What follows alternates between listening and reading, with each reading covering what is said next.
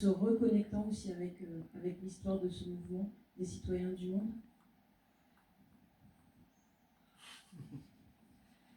Beaucoup de choses, beaucoup d'intensité et d'émotion.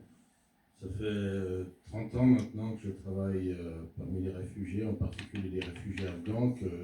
J'ai été en Afghanistan, j'étais au Pakistan, j'étais en Iran, j'étais dans une vingtaine de pays, même un peu plus, de l'Australie à la Nouvelle-Zélande, tous les pays européens, le Canada et l'Amérique du Nord, à documenter la vie des gens qui sont labellisés comme réfugiés, et d'abord à apprendre de leur courage et de la capacité qu'ils ont à répondre, bien souvent d'ailleurs, au-delà de l'aide humanitaire, par leurs propres ressources, à répondre à une situation quand même d'injustice globale, parce qu'il ne faut pas se leurrer. On parle beaucoup des Millennium Development Goals, etc., etc., mais en fait, nous sommes dans une économie globale qui produit de l'inégalité de façon toujours croissante et de façon toujours plus rapide.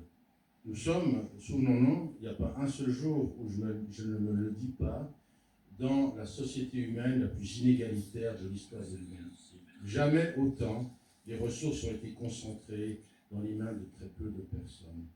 Et donc on peut effectivement aider les gens qui sont victimes du système, mais j'aurais quand même envie de dire qu'il faut aussi repolitiser notre regard sur les injustices, et non seulement soulager la souffrance, mais changer les mécanismes même de production de l'inégalité. Et ça, c'est pas facile à faire. Et je pense qu'on arrive, malgré tout, effectivement, à une situation où on s'habitue à voir des frères et sœurs humains dont les droits ont été suspendus, dont l'humanité a été niée. Et on s'y habitue, parce qu'on est en consommation d'images. Et les personnes dont les droits fondamentaux sont suspendus et niés, c'est des populations qui s'élargissent. Il y a de plus en plus d'exclus, et regardons quand même certaines richesses individuelles. Il y a des personnes dans ce monde qui sont plus riches que des dizaines d'États mis ensemble, et qui ont des potentialités, disons, d'action qui sont gigantesques, et qui viennent malgré tout en conflit avec des souverainetés étatiques. Et donc on est vraiment dans une situation d'inégalité croissante et toujours plus rapidement croissante. Et c'est étonnant de voir à quel point on n'en parle pas. C'est étonnant de voir à quel point on pense que les réfugiés c'est un problème, alors que c'est un symptôme. J'ai écrit un petit article qui s'appelait « La mobilité comme un acte politique ». Les réfugiés qui viennent taquer à nos portes, peut-être qu'eux ne le pensent pas comme un acte politique, mais structurellement, c'est un acte politique. C'est un acte qui nous dit, attention, messieurs, dames, il y a quelque chose qui ne va pas en ce moment, dans la manière dont vous vivez. Il ne s'agit pas de se culpabiliser, je bois une bière ou un verre de Cahors, mais il s'agit de comprendre que notre manière de vivre produit de l'inégalité, et le produit de façon structurelle.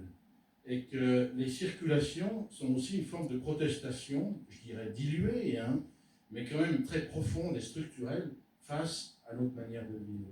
Donc il est quand même urgent de réhumaniser notre regard sur le monde, mais aussi de le repolitiser. Je pense que dans la notion d'humanité, il y a quand même beaucoup de pouvoir et de politique. Donc pour moi, la réponse humanitaire est absolument nécessaire, généreuse, mais elle doit s'accompagner d'une repolitisation. Et comme certains intellectuels en ont parlé, il est urgent de s'indigner, et de s'indigner de façon, je dirais, encore une fois, organisée intellectuellement. Et je pense qu'il faut aussi contester les concepts dans lesquels on se situe pour regarder le monde. Il faut sortir de certaines boîtes conceptuelles pour réapprendre à agir différemment. Et pour moi, l'action commence par la pensée. Et ne pas toujours considérer que ce qui nous est servi comme, je dirais, explication est la bonne explication. Bien sûr, les guerres. Mais si on regarde les guerres, moi je ne suis pas du tout un spécialiste de ces questions-là, mais regardez la Première et la Deuxième Guerre mondiale. Elles ont duré 4 et 6 ans. Elles ont tué des dizaines de millions de personnes. Aujourd'hui, les guerres durent 40 ans et tuent quelques centaines de milliers de personnes. Les guerres tuent moins qu'avant. Mais c'est comme si la guerre n'est plus une manière de résoudre un problème politique, mais devient un moteur de production économique. La guerre, c'est une économie aujourd'hui. Et donc souvent, les belligérants n'ont plus intérêt à gagner une guerre. En général, on n'a pas intérêt à la perdre, mais même gagner une guerre n'est plus si intéressant parce que la guerre est un moteur économique qui produit des inégalités. Donc il ne suffit pas de dire on va résoudre. Regardez tous les conflits qui ont été congelés. En Europe aussi. Et bien sûr en dehors de l'Europe. Des conflits qui n'ont pas été réellement résolus. Et donc, on est face à des situations, je dirais, de production de l'injustice et des inégalités qui deviennent complètement transversales. Et il est temps, je pense, de se réveiller, de réhumaniser notre regard sur la souffrance des autres, mais aussi, hier, on a discuté, après avoir vu le film Les guerrières de la paix, il y avait cette citation, je crois, de l'ambassadeur de la Palestine en France qui disait la guerre, disons, comment est-ce que ça allait? Oui, créer il y a l'action de reconnaître, d'agir sur l'autre et de reconnaître son humanité, mais la paix, c'est d'abord travailler sur soi-même. C'est d'abord travailler sur soi-même et modifier nos propres structures, non seulement, je dirais, émotives.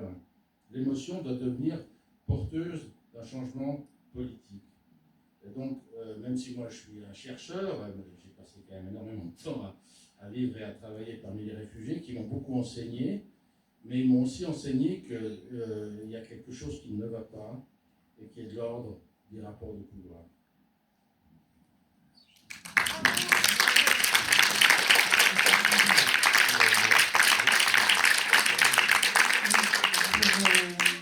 Pour continuer sur cette thématique,